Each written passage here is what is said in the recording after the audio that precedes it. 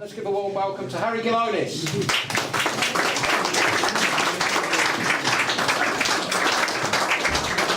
Okay, I have in my time improvised. I have not really in my time improvised poems. These are, I'm afraid to say, scripted, but they are, in their way, they have a kinship with improvisation. These are all versions of Chinese poems from the 8th, 9th centuries AD, so a very long time ago, as in well before the Battle of Hastings.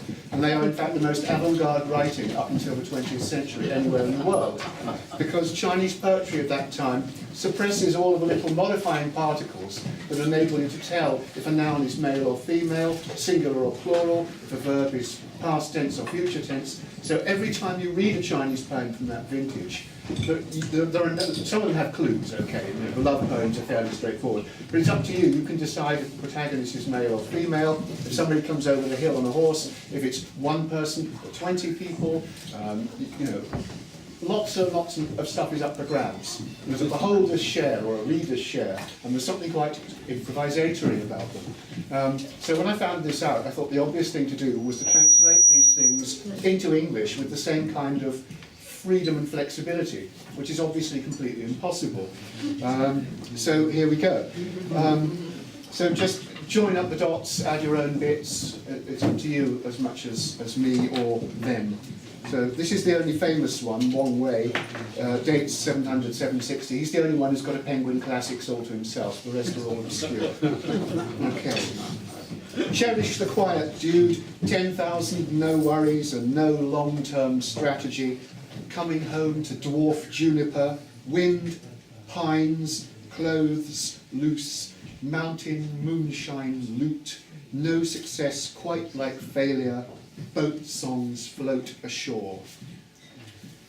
I should probably have done this one first. By accident, I did two versions of the same poem, so you get a chance to see the kind of changes you can ring working from the same Chinese vocabulary.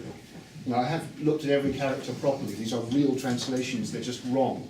And this one was done, this was done for a previous performance in this building, and it is dedicated to John Russell and MOPOMOSO. And it's after Su Hun, 788 to 867 AD. Far night, strings afloat, Western style, growing, glowing, firefly perched on jade, feather brushing river silver, known, told, yet secret, many, even more changes, fall, leaf descending, cigarette smoke thread, aware. The word that means smoke, as in house smoke, has come to mean cigarette smoke, so it's perfectly kosher, considering to a 9th century fact, and it's in the dictionary. Okay, this is the same one again. Midnight zither far off plays, west wind stirs underbrush, fireflies illumine view, geese brush river silver, tall trees pay back dawn, light folds mountains, one falling leaf butterflies, effect in a storm. This is the most obscure poem in all of Chinese literature.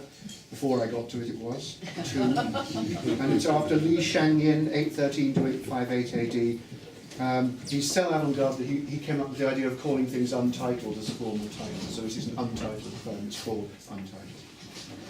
Exquisite zithers, 15 strings, fretfully bridge, time, lost and spent. Butterfly dreams, shivering scales, cuckold cuckoo sings in spring. These pearls that were moons, tears, tears from a long way off, smoky grey.